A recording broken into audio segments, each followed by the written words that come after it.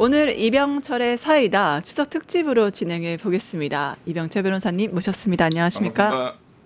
네, 추석 잘 보내셨어요? 네, 잘 보내고 있습니다. 예, 핫 이슈가 많은 만큼 잘 부탁드리겠습니다. 네. 먼저 트럼프 대통령 가야 될 텐데 트럼프가 몰라갈 수밖에 없는 10가지 이유를 얘기하고 싶다고 하셨어요. 네. 먼저 가자지구부터 볼 텐데 네. 정말 노벨 평화상 너무 받고 싶었나 봐요. 지금 네. 가자지구 종전안 이 얘기가 나오고 있거든요. 좀 이 사안들 어떻게 보셨습니까? 노벨 평화상이 내일 발표한다고 하죠. 네. 10월 10일 금요일 날. 받을 가능성은 뭐 제가 보기에는 제로다. 본인이 원하는 거는 엄청 많지만. 네, 그럼 도널드 트럼프가 원하는 게 뭔지 먼저 관련 영상 보시고 자세한 얘기 네. 나누실게요. 네.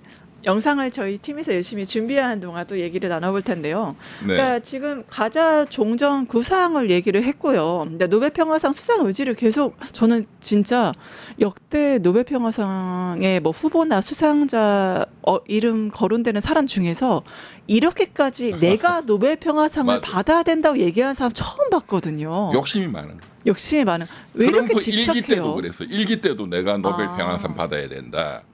예, 이분은 제가 보기에는 진짜 욕심이 많아. 돈 욕심도 많고, 네. 그냥 그거를 막 그 힘으로 그냥 쟁취하려 하는. 네. 예. 그런데 문제가 그 노벨상 평화상은 노르웨이 위원회에서 주는데, 네. 그 경제학상, 뭐 물리학상, 화학상은 스웨덴 왕립 할리먼에서 주더라고요. 네. 근데 그 스웨덴 그 노벨상 주는 할리먼 부원장이 네. 트럼프는 절대로 바람직하지 않다. 네. 이 미국에서 하는 정책이 학문의 자유에 엄청난 악영향을 준다. 네. 자기한테 마음 드는 대학교는 돈 왕창 주고 마음에 안 드는 대학교는 연구비 다 그렇죠. 뺏어버리고 맞습니다. 이건 이제 괄호 열고 이런 분은 노벨 평화상 받아서는 안 된다. 괄호 닫고 네. 그렇게 들렸어요. 네, 스웨덴 왕립 과학원이 이렇게까지 강력하게 말하는 데는 분명히 이유가 있을 것 같은데요. 그러니까. 관련 영상 같이 보실게요. 네. Will you get the Nobel Prize? Absolutely not. No, but well, let's see what happens. But it's be a big insult to our country. I will tell you that. I don't want it. I want the country to get it.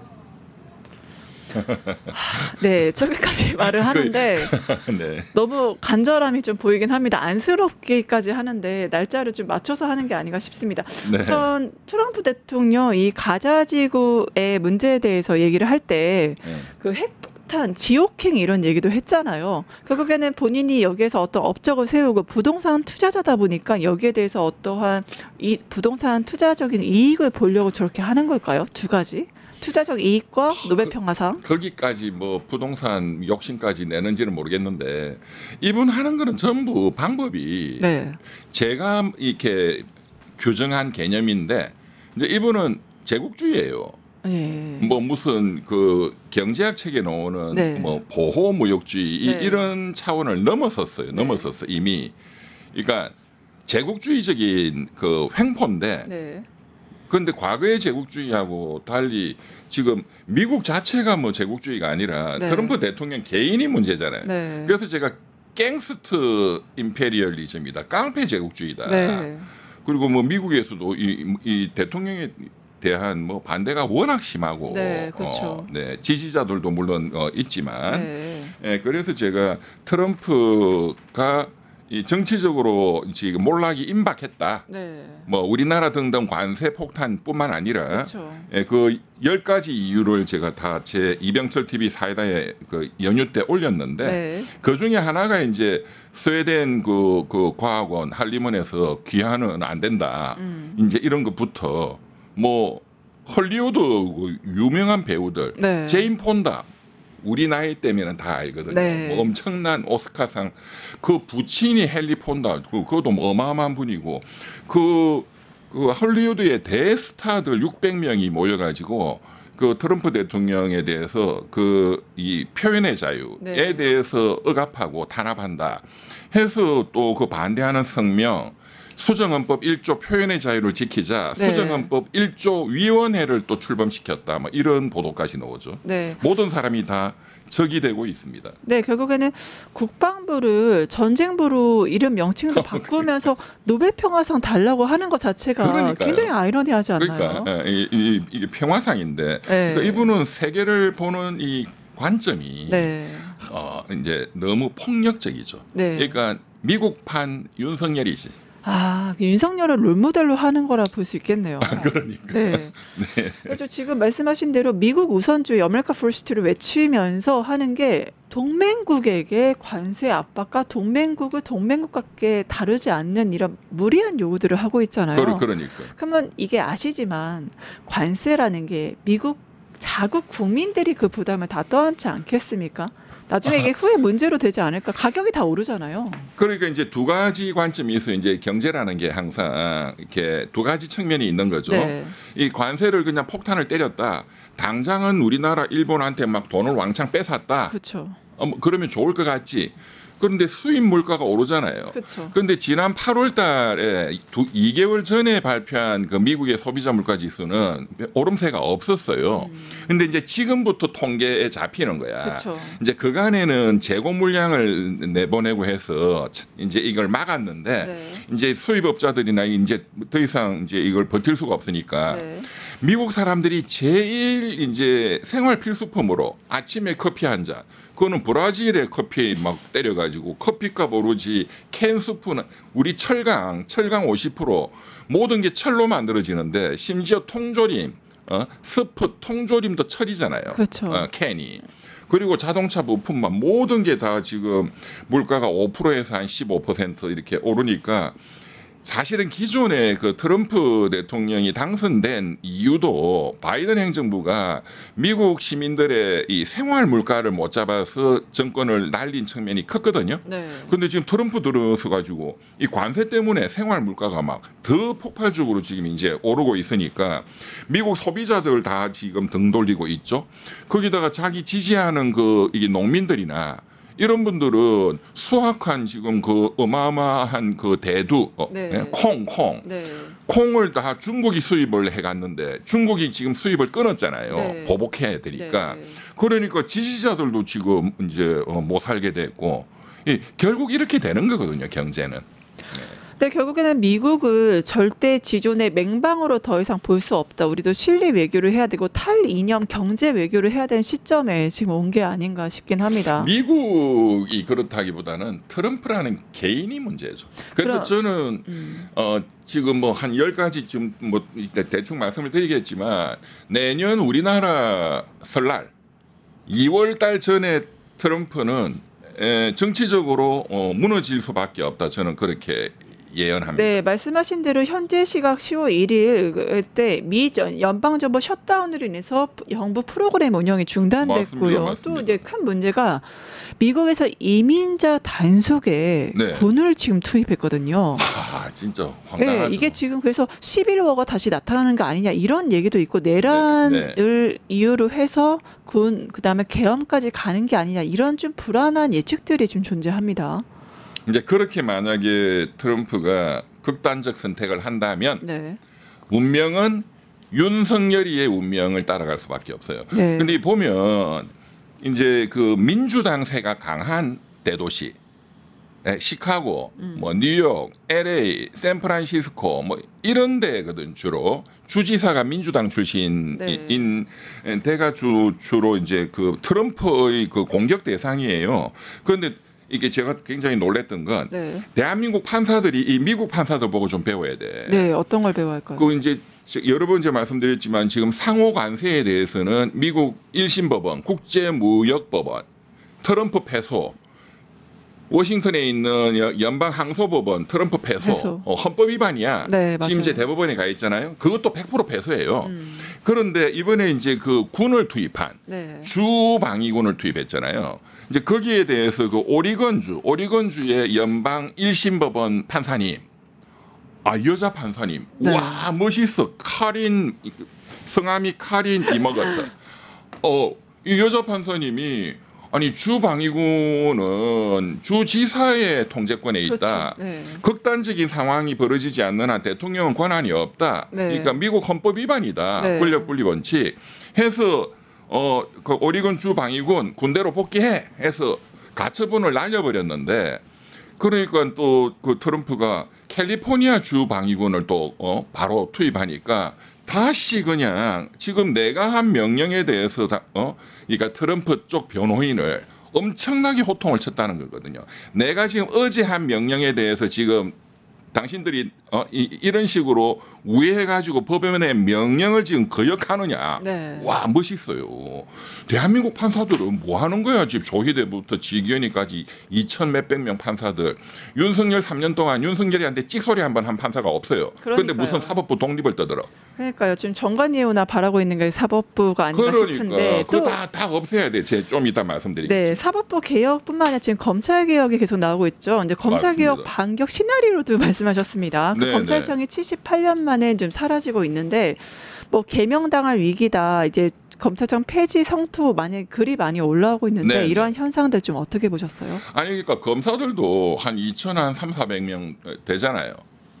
근데 이 사람들이 이제 자기들 검찰청이 이제 폐지 법안이 통과되고 하니까 그냥 너도 나도 떠드는데 지난 3년 동안 윤석열이 때 뭐 했냐고. 그렇죠. 나라가 망하고 민주공화국이 짓밟히는데 진짜로 말 한마디 한 사람이 없잖아요. 자, 윤석열 때 끽소리 못하다가 판사뿐만 아니라 검사도. 항명하고 검사들은 있죠. 오히려 뭐 민주공화국을 짓밟는데 천병이 됐지. 네. 콜검이잖아. 그 김건희를 조사해야 되는데. 맞아요. 콜검 뭉갰죠. 네가 이리 와. 가고 휴대폰 내놔. 그따위가 무슨 검사야 검사는. 그런데 뭐 지네들이 뭐 헌법기관이라고 또 우기고. 그것도 말도 안 되는 거죠. 그러니까 사실은 검사라는 사람들이 국민들은 검사이라면은 뭔가 힘도 좋고 권력도 있고 뭐 대단한 사람이냐 착각해요. 네, 판사도 맞습니다. 마찬가지지만 개인으로 보면 제가 아무것도 아닌 사람들이야. 진짜 겁은 제일 많아요 또. 그냥 마마보이잖아 공부만 하고. 네, 그렇죠. 장가 가면 마누라보이 뭐 처갓집 보이지 뭐 부잣집에 가가지고 평생을 뭔가 노력한 적이 없어. 네? 전쟁터를 가봤어요. 이 사람들이 뭐 중동 가서 달러를 벌어왔어요. 뭐 우리처럼 민주화 투쟁을 했어. 아무것도 안 한 놈들이 그냥. 그러니까 이제 지금 없애버린다 하니까 이제 와서 근데 하는 짓이라는 게 넥타이 메고 검은색. 네. 그러니까 전현직 이제 검찰총장들 모임이라는 검찰 동호회라는 네. 제가 보기에는 시시끌렁한 그 사람들 헌법소원 낸다. 내라고 해봐. 내기는 내야 될 거야 이제. 각하예요, 각하. 전직들은 현직이 아니니까 각하 청구인 적격이 없어. 현직들이 낸다. 내일 배짱 있는 검사도 없지만 지금 노만석 씨 검찰총장 대행 네. 그 친구는 겁이 많아서 못 내요. 네. 몇 명이 냈다 쳐 다 기각이에요. 뭐 검사가 어떻게 헌법기관이야. 그거는 말도 안 되는 소리지. 지금 뭐 항명하고 반발하고 여러 가지 이야기가 있는데 네. 지금까지 나왔던 검찰의 반박 시나리오는 좀 어떻게 예상하세요? 그러니까 이제 5개 정도의 그 검찰 내부에서 네. 지네들끼리 이제 여러 가지 백가쟁명이 있어요. 네. 아주 조직적이고 체계적이지는 않고 그렇게 치밀한 사람들도 아니야. 네. 첫 번째가 이제 헌법소원, 그거는 각하 기각이고, 네. 두 번째가 지금 이제 그 내란 특검의 이제 상복 시위 7명, 그것도 하는 짓을 보면 중2 수준이에요. 진짜 맞짱 까자고 한번 그렇죠, 해보든가. 그렇죠. 네. 그다음에 김건희 특검 40명은 우리 집으로 돌아갈래 이거잖아요. 네. 그러니까 애들 나 밥 안 먹을래 이 짓하고 똑같은 거거든. 이 사람들 어떻게 조지느냐? 어떻게 조져야 될까요? 돌아가겠다. 근데 이 사람들 집단 행동을 했잖아요. 네. 집단 행동 이건 국가공무원법 위반이고. 네. 그다음에 지금 거의 협박이야. 그렇죠? 내란 특검법상 또는 김건희 특검법상 부여된 명령을 불이행하겠다는 거예요. 네. 지금. 그러면 법령 준수 의무도 위반이고 이거는 바로 파면시켜야 돼. 네. 과거에 그 몇 년 전에 통일부 교육부 그 간부가 그 일과 외에 그 기자들과 만난 그 식사 자리에서 국민들은 개돼지다 그 한마디로 파면됐어요. 네. 지금 이거는 비교가 안 돼요. 전부 검찰청으로 돌려보낼 게 아니고 법무부 장관은 이 사람들 전원 다 파면시켜 버려야 돼. 네. 뭐 수사할 사람이 없을 것 같아? 수사할 사람 많습니다. 네. 네. 그리고 또 이런 시나리오도 있습니다. 세 번째, 네. 우리 전부 다 사표 내자. 아이고 그런 배짱 있는 놈 한 놈도 없어요. 그 모델이 뭐냐? 작년에 네. 이병철 변호사가 다 주도했지만 지금까지 의료대란 전공의들 젊은 의사들 12,000명 전부 사표 내고 나오니까 윤석열이 꼼짝 못했잖아. 이제 그 모델을 가지고 우리도 검사라고 못하냐? 아마 사표 낼 사람이 제가 보기에는 뭐 한두 명 정도? 지금까지 사표 낸 사람 한두 명이잖아요. 네. 그런 수준이에요. 2,500명이 다 사표 내면 어떡하냐? 다 사표 받으면 돼. 네. 이 사람들 없어도 잘 돌아가요. 네. 할 사람 많죠. 그래서 할 사람 많아요. 이게 검찰이 그동안 이제 범죄를 은폐하거나 아니면은 정치 표적 수사를 한 거에 대해서 분명히 명명백백이 죄를 가리고 이거에 대해서 그렇죠. 처벌을 받을 필요가 있다. 그렇죠. 이런 의견들도 많은데 앞으로 검찰 개혁해서 보도록 하고요. 검찰청 또 이런 음모가 있어요. 네. 시청자도 알아두셔야 될 게. 이재명 대통령을 겨냥하자. 네. 5개 형사재판이 지금 기일이 추정돼서 이제 5년 후에 열리는 걸로 돼 있잖아요. 네, 그렇죠. 그거를 지금 다시 바로 재판이 열리도록 이제 판사들이 2월 달에 또 바뀌니까 정기 인사 시즌이고 그러면 현재 판사들은 뭐 추정했으니까 바꾸기 어렵고 새로 바뀌는 판사들 이 이제 판사들도 지금 개혁의 대상이니까 네. 재판을 다시 열도록 이제 연대하자, 연대투쟁하자 판사들하고 또 검사가 기일 추정 결정에 대해서 고등법원, 대법원 가서 이걸 항고 재항고해서 뒤집자. 그럼 대법원장 조희대 대법원장부터 다 또 뭐 욕을 많이 먹고 있으니까 뒤집을 수 있다. 그래서 이재명 대통령 형사재판 5개를 빨리 재개시켜서 공격하자 하는 게 또 시나리오 중에 하나죠. 그 쌍방울 대북 송금 사건에 대해서 이 재판을 중지하면서 수원지법 그 형사 11부가 이렇게 말했잖아요. 그러니까 대통령 행정 수반이다. 국가를 지휘해야 된다. 그렇기 때문에 직무에 전념하고 국정 운영하기 위해 재판을 중단한다. 그렇죠. 이게 상식 아니겠습니까? 그게 맞는 거죠. 그게 헌법 84조의 이제 취지잖아요. 네. 그러니까 이제 그분이 재판을 다시 재개한다 하는 건 불가능하고 이제 그분이 2월 달에 다른 데로 가거나 새로 판사가 오면 새로 오는 판사 중에 극우파 판사들도 있을 거 아니에요. 네, 그렇죠. 네, 그런 사람들하고 손잡고 재판을 열자. 이런 이제 반격의 시나리오죠. 네, 또 민주당과 정부 이제 배임죄에 대해서 지금 여러 가지 그 폐지를 추진하고 있잖아요. 여기에 대해서 반발도 좀 있는 것 같습니다. 이거를 굳이 이재명 대통령과 좀 연관을 시켜서 왜 폐지하느냐 음모론도 계속 펼치고 있는데 이건 어떻게 보셨어요? 그러니까 이제 그 음모론의 이유는 이재명 대통령이 이제 5개 형사재판 네. 이제 그 중에 배임죄로 걸려 있는 게 대장동, 뭐 백현동 뭐 이런 거잖아요. 네. 그다음에 이제 법카 유용 사건. 이제 그런 게 배임죄니까 이재명 대통령 배임죄를 면소 판결해 가지고 날리려고 하는 거 아니냐. 이제 이런 주장이죠. 국민의힘 쪽에. 네. 근데 이 배임죄 폐지는 사실은 경제계에서는 굉장히 오래된 그 어떤 요구 사항이고 한국처럼 이 선진 자본주의 국가에서 G20 중에 네. 배임죄라는 게 있는 나라가 없습니다. 저도 뭐 경제 전문가지만 네. 배임죄 이거 보면 진짜로 제가 봐도 한심해요. 네. 대법원 판례나 보면 네. 이게 그 기업인이 자신의 어떤 그런 고도의 어떤 경영 판단의 법칙으로 뭐 투자 결정을 하고 했는데 그게 나중에 뭐 손해 볼 수도 있잖아요. 그리고 투자 결정이 성공하는 것보다 실패하는 경우가 훨씬 많습니다, 본래. 그런데 그거를 판사가 검사가 그거 내가 판단해 볼게. 너 깜빵 가. 이 말이 안 되는 거거든요. 그러니까 배임죄를 그런 식으로 운영되어 온 그리고 배임죄에 대한 대법원 판례도 기준이 그냥 들쑥날쑥이야. 네, 그렇죠. 귀에 걸면 귀걸이고. 그러니까 그거는 없어지는 게 마땅합니다. 맞아. 불확실성을 해소한다는 측면에서도 재계에서도 굉장히 환영하고 있는 거거든요. 환영하고 그거는 이제 재계는 경제계는 불확실성 제거라는 게 굉장히 중요한 거고 네. 법률적으로는 이 법적 안정성이 없어요. 그렇죠. 뭐 어떤 놈은 잡아가고 어떤 놈은 풀어주는지가 뭐 지멋대로야. 그러니까 이거는 없어져야 마땅하고 그런데 이제 다른 한편으로는 좀 악질적으로 기업에 손해를 입히는 그런 그 배임 사건들이 있거든요. 그런 거는 처벌을 하도록 네. 이제 그런 거는 더 법률 요건을 더 구체적으로 해서 또 민주당도 그 대체 입법을 한다는 거거든요. 네. 예, 그거는 반드시 또 해야 됩니다. 악질들은 잡아야 되니까. 네. 근데 이재명 대통령이 지금 걸려 있는 배임으로 걸려 있는 그 뭐 대장동 뭐 이런 거는 워낙 다툼이 서로 간에 심하잖아요. 네. 이재명 대통령 쪽에서는 오히려 우리 쪽이 내가 5천억 원을 성남 시민들한테 벌어줬다는 거고 네. 이제 이런 게 전형적인 다툼인 이런 거는 배임죄가 없어지는 게 맞는 거예요. 이거는 면소 판결 때리는 게 맞지. 그런데 네. 제가 말씀드린 것처럼 이제 기업의 이사나 임원들이 나쁜 짓 한 거 그거는 형법상 배임죄는 없어지는데 상법에 있는 기업의 임원들 이제 특별 배임죄 네. 그거는 현재 존속시키는 걸로. 네. 근데 그것도 좀 요건을 좀 더 구체화시켜야 됩니다. 네. 네.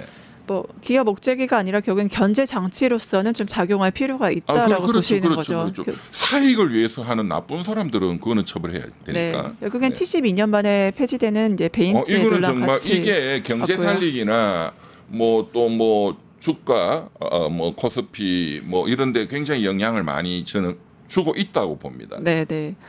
그래서 또 이제 이재명 대통령 항소 상고제도 남용에 대해서 하면서 국민이 굉장히 고통스러워한다 이런 말을 했거든요. 네. 이거에 대한 이제 검찰 개혁도 제대로 이루어질까요?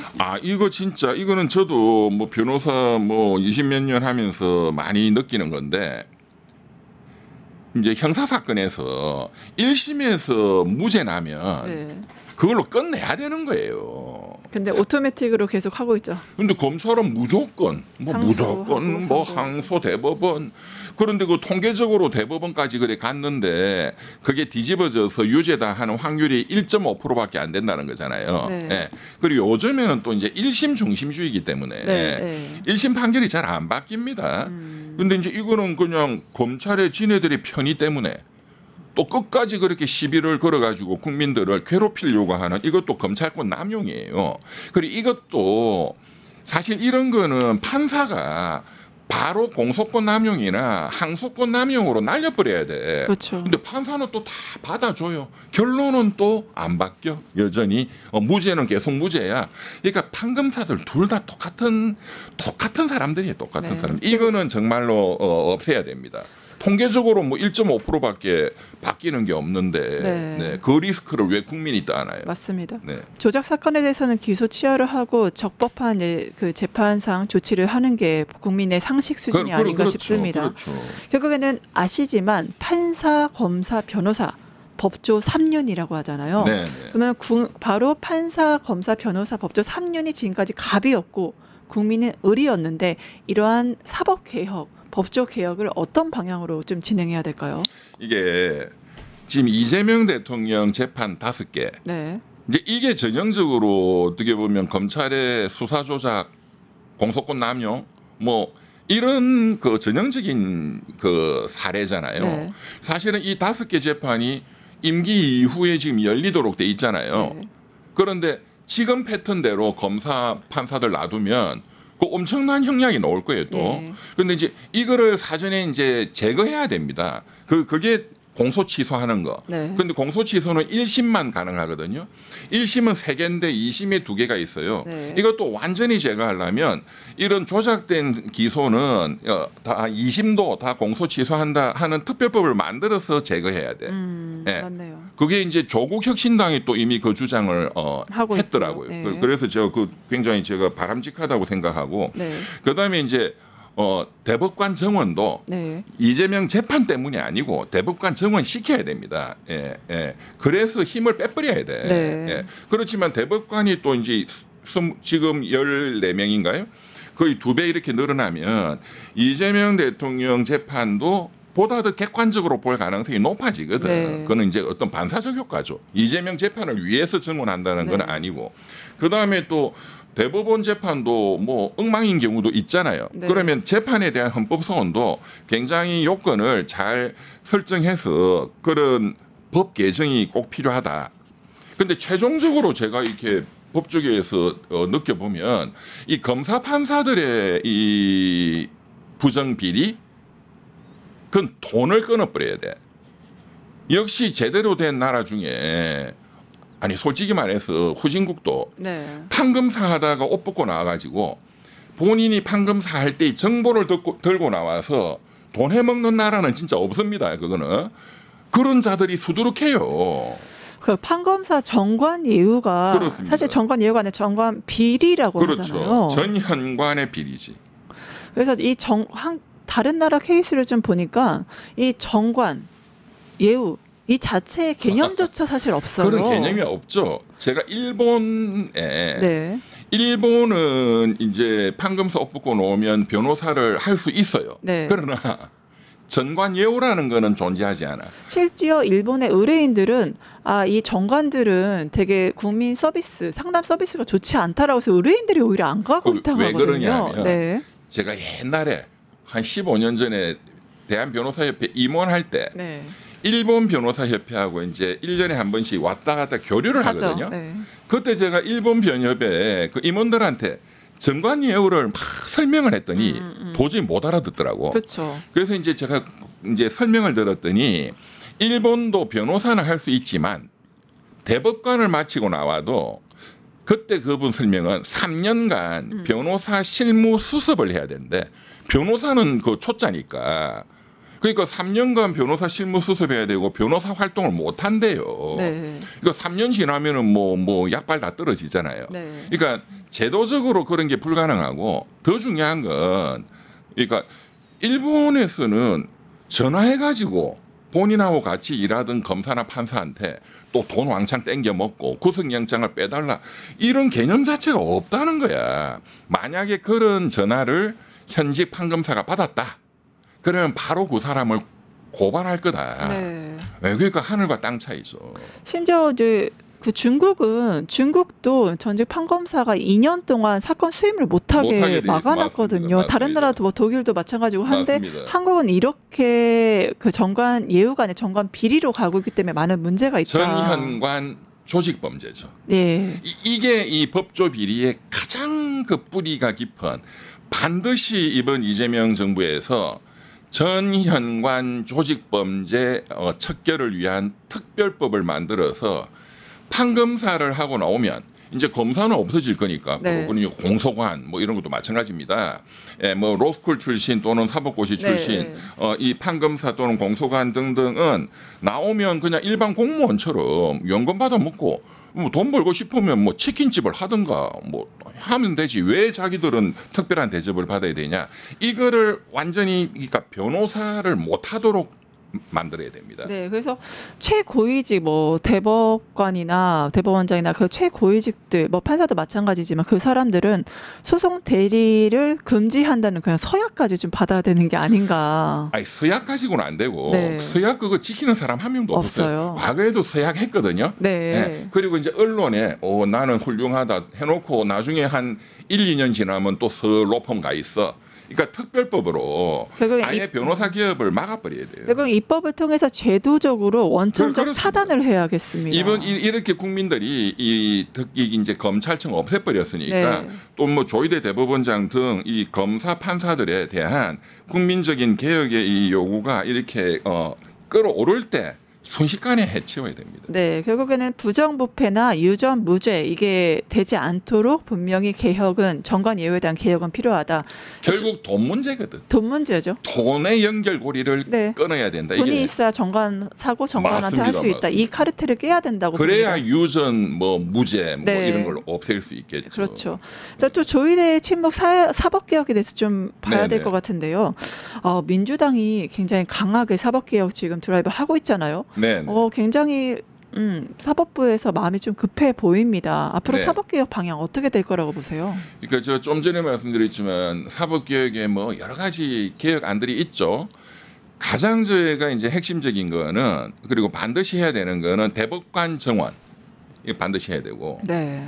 그다음에 재판에 대한 헌법 소원을 그 요건을 잘 만들어 가지고 무작정 재판을 뭐 헌법재판소 들고 간다 이것도 안 되는 거지만 네. 재판에 대한 헌법 소원 이 두 가지 하면은 사법부의 힘이 확 빠져버릴 거예요. 네. 그다음에 이제 그 조희대 대법원장의 지난 5월 1일 날 대통령 선거에 개입했던 그렇죠. 이것은 스스로 사퇴해라 절대로 안 합니다. 네. 예. 뭐 지금 뭐 내일 모레 그 대법원 가수 국정감사 백날 해봤자 사퇴 절대로 안 합니다. 조희대 대법원장의 그거는 정말로 용서해서는 안 되는 의혹이잖아요. 네. 대한민국 이건 민주주의를 완전히 짓밟으려고 했던 그렇죠. 가장 참혹한 사건이라고 참정권 저는. 투표권을 침해했고 선거 개입이잖아요. 그렇습니다. 그것도 대통령 선거가 그렇죠. 한 달 앞에 다가 5,200만 재판관이 5,200만 혁명가가 그거를 심판하겠다는데 네. 대법관 열 몇 명이 지네들이 뭐라고? 14명이. 예. 예. 그래서 이제 이 부분은 사퇴 이런 건 안 되는 거고 이거를 위해서 공수처를 만든 거잖아요. 네. 이 판검사 고위 판검사의 범죄를 잡아라. 네. 그래서 공수처장이 이걸 즉시 움직였어야 되는데 공수처장이 참 보면 답답해요.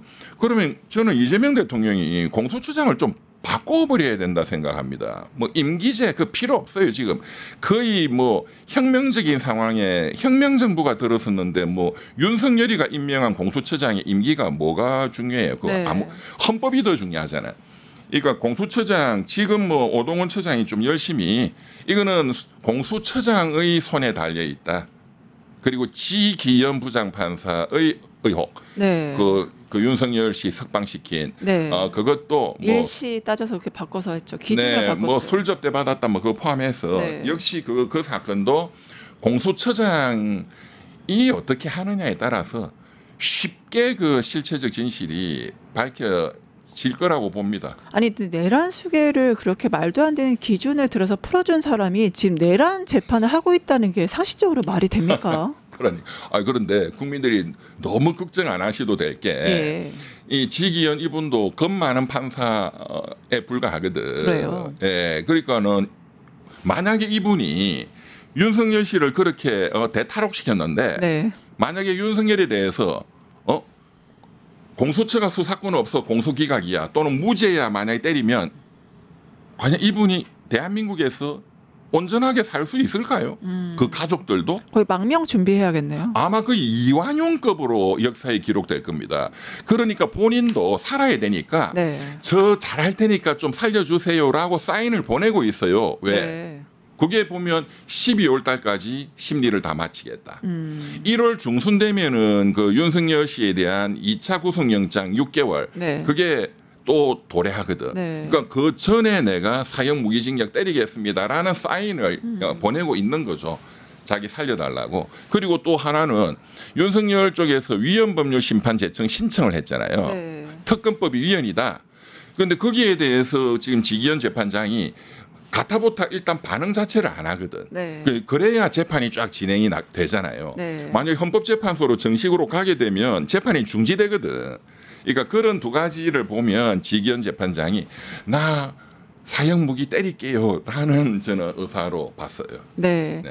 지금 또 굉장히 어메이징 코리아라서 다이나믹 코리아라 실시간 지금 기자회견이 열리고 있는데요.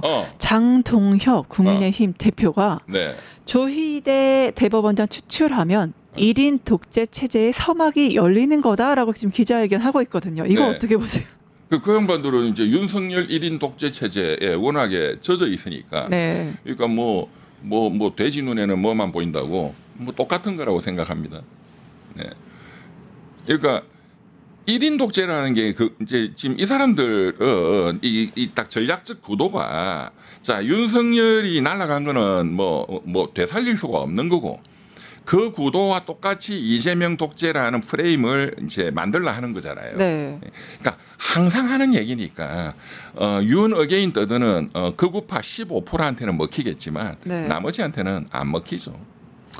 네, 너무나 흘러간 스테레오로 들립니다.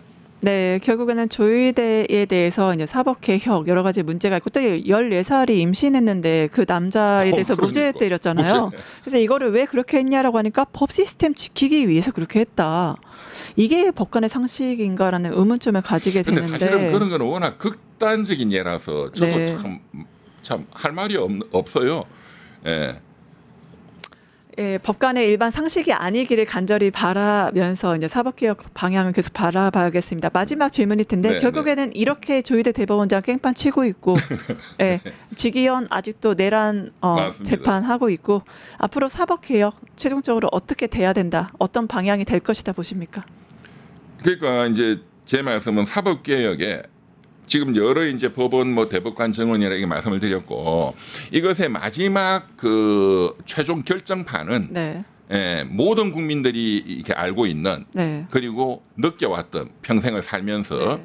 돈 있는 놈은 다 빠져나간다. 그렇죠. 이거를 막아야 됩니다. 없는 놈만 당한다. 유전 무죄, 뭐 무전 유죄. 그러니까 이거를 끊기 위해서는 특별법으로 판검사들의 변호사 개업을 완전히 막아버려야 됩니다. 네, 그리고 뭐 판사나 검사도 죄를 지으면은 특별 어떤 조사팀이나 그런 걸 따로 마련해서 이 직접적으로 자기네들끼리 서로 면책을 하지 않는 그런 환경도 만들어주는 게 좀 필요하지 않나 싶어요. 그래서 그게 자기가 자기를 심판한다는 건 말이 안 말이 되니까. 안 되죠. 그래서 공수처를 만들었잖아요. 네. 수사기관은. 네. 그러니까 공수처를 좀 더 강화시켜야 되고 재판도 진짜 판사가 걸리면은 재판부를 특별한 재판부를 만들어서 국민들이 좀 믿을 수 있도록 해야 되겠죠. 왜냐하면 판사가 법정 가면은 다 봐주거든. 네, 그렇죠. 네. 최근에도 판사 직위원도 그렇고 네. 그 뭐 영장